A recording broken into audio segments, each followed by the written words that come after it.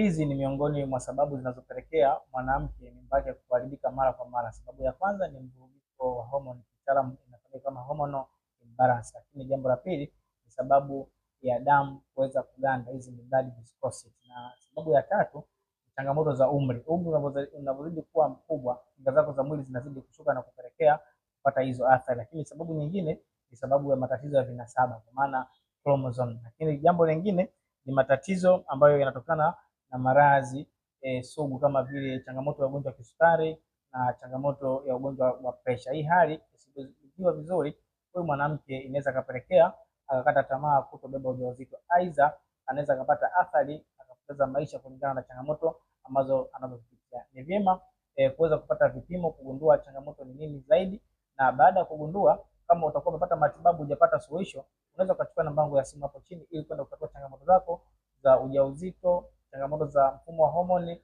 changamoto ya mirija ya uzazi kwa kutumia tiba lishe pekee. Karibu sana.